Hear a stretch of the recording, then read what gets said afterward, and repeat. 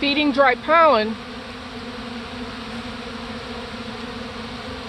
you have to have it where it won't get wet and that they can get to it easily.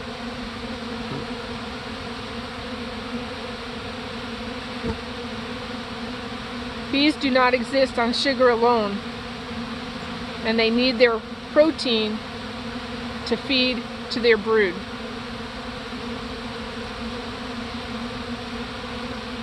When you put out your dry pollen and you're not sure if there's anything blooming,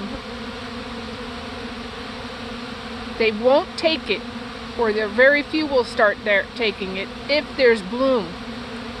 If there's a good source of protein, the bees won't be on it. Obviously, I am in a situation where they definitely have nothing blooming, and so they came and they're getting this dry pollen.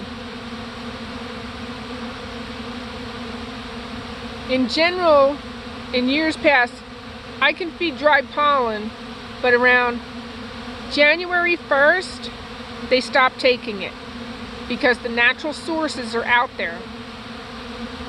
But that's not every year, and each year is different, especially with the freezes and climate change. If you put it out, you don't want it wet, you don't want it damp, and I believe that the nutrition probably deteriorates over time and through it being out. So if you leave it out for a week and they haven't touched it, no one's going to touch it. So you got to figure out what you're going to do with it. Either throw it out or mix it up into a pollen patty with plenty of sugar for them to consume. Another thing about this dry pollen, this substitute, is that they do not store this. So they are going to take this back to the hive and consume it. They're going to use it in their brood building. If you put out dry in an area where it gets cold very quick and you just have a little bit of warm weather, it may entice bees out too much. So you want to make sure that it's not going to entice too many bees outside the hive at a point when they can then freeze because they can't make it back to the hive. I have 65-degree weather at night right now.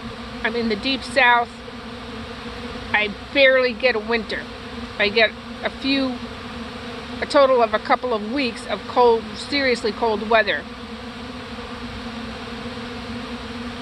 The type of pollen that I use is the Man Lake Ultra, and I find that that they really do like it. They take it for a long time, and there's studies out there, I guess, that kind of rate pollen, and this is the one I chose based off of that. The other thing is that this is just, makeshift feeders. I think you can get away with it. If you need to go to a different type of feeder, they have feeders out there. But the one thing that I have noticed in different areas, I have raccoons, so I put chicken wire over it if I have a raccoon problem, because raccoons love pollen substitute. Squirrels also love pollen substitute, so you also want to watch for that. And I don't know what other animals might want to come take it.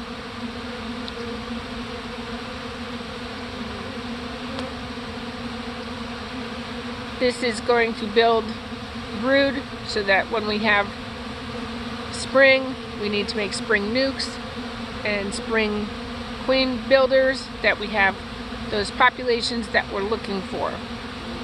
I don't feed too early in the season. Right now, this as of date is the 3rd or 4th of December, because I don't want populations too big too soon, and I also want to afford that queen a brood break. It's a really healthy thing for a brood break. But as far as pollen goes, this can help tell you what is blooming and what's not.